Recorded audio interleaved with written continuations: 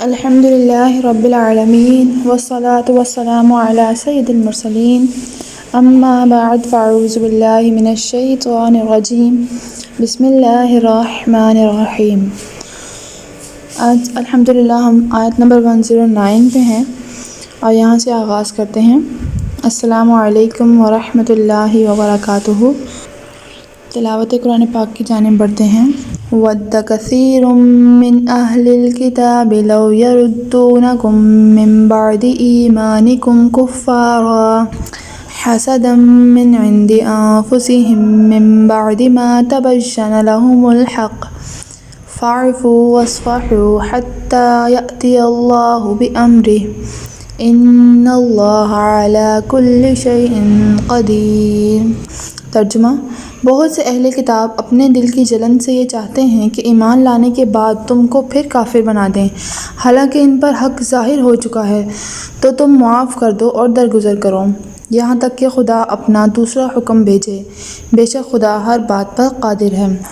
تفسیر: ابن عباس سے مروی ہے کہ حی بن اخطب اور ابو یاسر بن اخطب یہ دونوں یہودی سب سے زیادہ مسلمانوں کے حاسد تھے، لوگوں کو اسلام سے روکتے تھے اور عربوں سے جلتے تھے۔ ان کے بارے میں یہ آیت نازل ہوئی۔ کعب بن اشرف کا بھی یہی شغل تھا۔ اس کے بارے میں یہ آیت نازل ہوئی ہے۔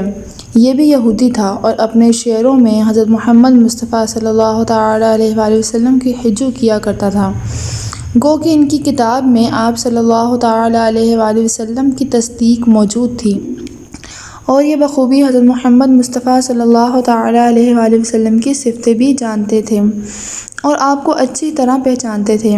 پھر یہ بھی دیکھ رہے تھے کہ قرآن ان کی کتاب کی تصدیق کر رہا ہے۔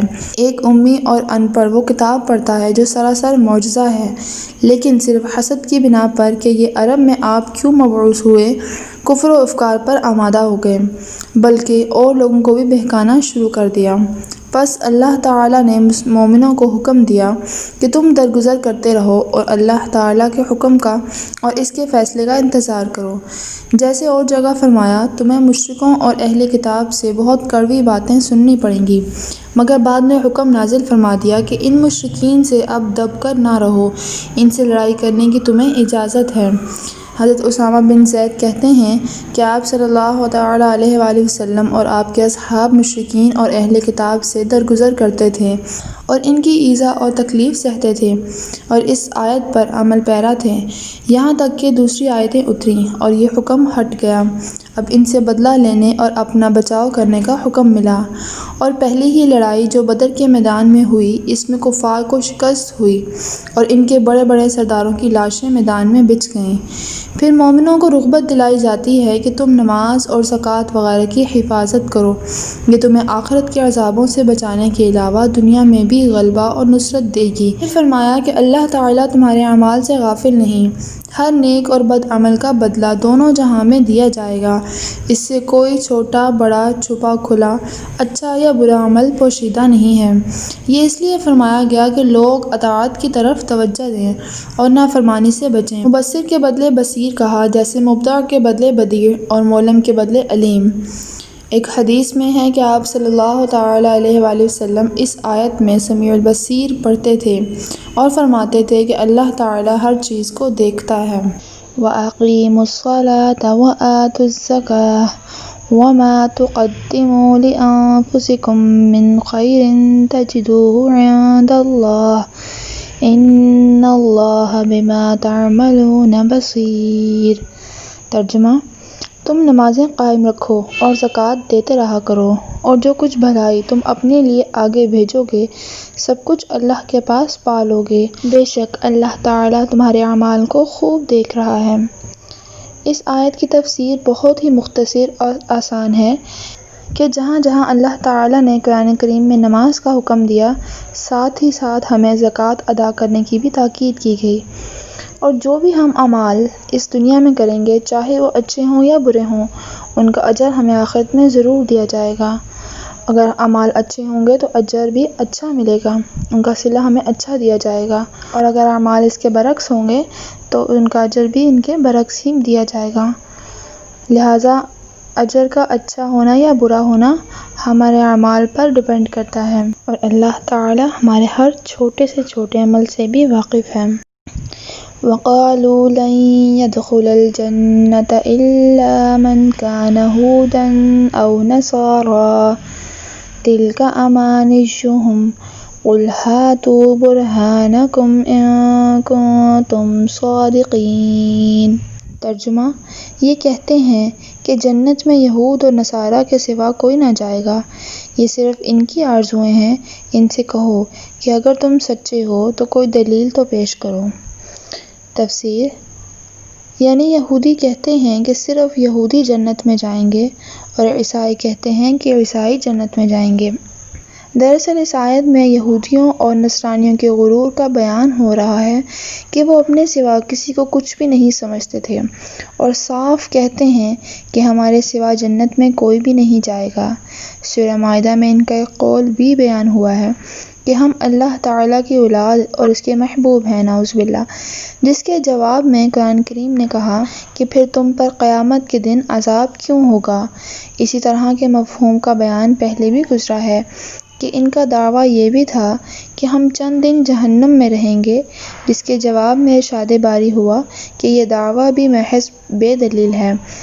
اسی طرح یہاں ان کے ایک دعویٰ کی تردید کی اور کہا کہ لاؤ دلیل پیش کرو، انہیں عاجز ثابت کر کے پھر فرمایا کہ ہاں، جو کوئی بھی اللہ کا فرمانبردار ہو جائے اور خلوص و توحید کے ساتھ نیک عمل کرے، اسے پورا اجر و ثواب دیا جائے گا۔ جیسے ایک اور جگہ فرمایا کہ اگر یہ جھگڑیں تو ان سے کہہ دو کہ میں اور میرے ماننے والوں نے اپنے چہرے اللہ تعالیٰ کے سامنے متوجہ کر دیے ہیں۔ غرض یہ کہ اخلاص اور مطابقت سنت ہر عمل کی مقبولیت کے لیے شرط ہے۔ صرف خلوص بھی عمل کو مقبول نہیں کروا سکتا جب تک سنت کی تابعداری نہ ہو۔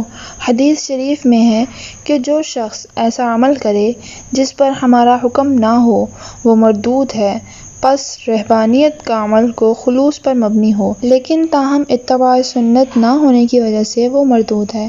ایسے ہی اعمال کی نسبت قرآن کریم کا ارشاد ہے۔ ترجمہ، یعنی انہوں نے جو اعمال کیے تھے ہم نے سب رد کر دیے۔ دوسری جگہ ارشاد ہوا، کافروں کے اعمال ریت کے چمکیلے تودوں کی طرح ہیں، جنہیں پیاسا پانی سمجھتا ہے لیکن جب اس کے پاس جاتا ہے تو کچھ بھی نہیں پاتا۔ اور جگہ ارشاد ہوا کہ قیامت کے دن بہت سے چہروں پر ذلت برستی ہوگی، جو عمل کرنے والے تکلیفیں اٹھانے والے ہوں گے اور بھڑکتی ہوئی آگ میں داخل ہوں گے، اور گرم کھولتا ہوا پانی انہیں پلایا جائے گا۔ حضرت امیر المؤمنین عمر بن خطاب نے اس آیت کی تفسیر میں مراد یہود و نصارہ کے علماء اور عابد لیے ہیں۔ یہ بھی یاد رہے کہ کوئی عمل گو بظاہر سنت کے مطابق ہو لیکن عمل میں اخلاص نہ ہو، مقصود اللہ کی خوشنودی نہ ہو، تو وہ عمل بھی مردود ہے۔ ریاکار اور منافق لوگوں کے اعمال کا بھی یہی حال ہے۔ جیسے اللہ تعالیٰ نے فرمایا کہ منافق اللہ کو دھوکہ دیتے ہیں اور وہ انہیں دھوکہ دیتا ہے، اور نماز کو کھڑے ہوتے ہیں تو سستی سے کھڑے ہوتے ہیں، صرف لوگوں کو دکھانے کے لیے عمل کرتے ہیں، اور اللہ تعالیٰ کا ذکر بہت ہی کم کرتے ہیں۔ اور فرمایا گیا، ترجمہ، ان نمازیوں کے لیے ویل ہے جو اپنی نماز سے غافل ہیں، جو ریاکاری کرتے ہیں، چھوٹی چھوٹی چیزیں بھی روکتے پھرتے ہیں۔ اور ایک اور جگہ ارشاد ہوا، ترجمہ، جو شخص اپنے رب کی ملاقات کا آرزو مند ہو اسے نیک عمل کرنا چاہیے اور اپنے رب کی عبادت میں کسی کو شریک نہیں کرنا چاہیے۔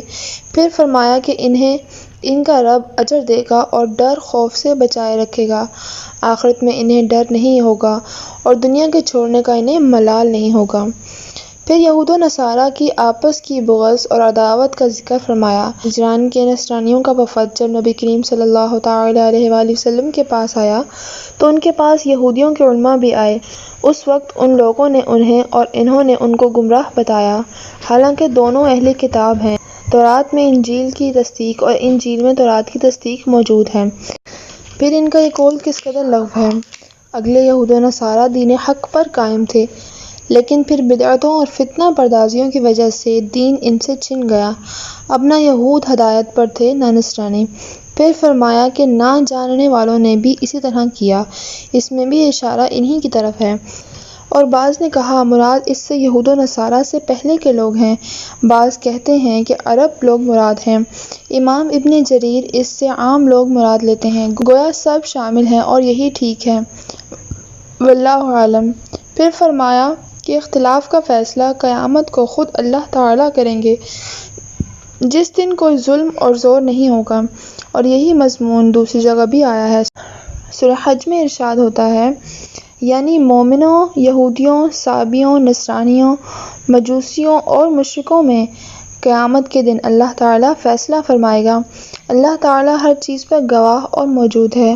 اور ایک جگہ ارشاد ہوا، کہہ دیجئے کہ ہمارا رب ہمیں جمع کرے گا، پھر حق کے ساتھ فیصلہ کرے گا، وہ باخبر فیصلہ کرنے والا ہے۔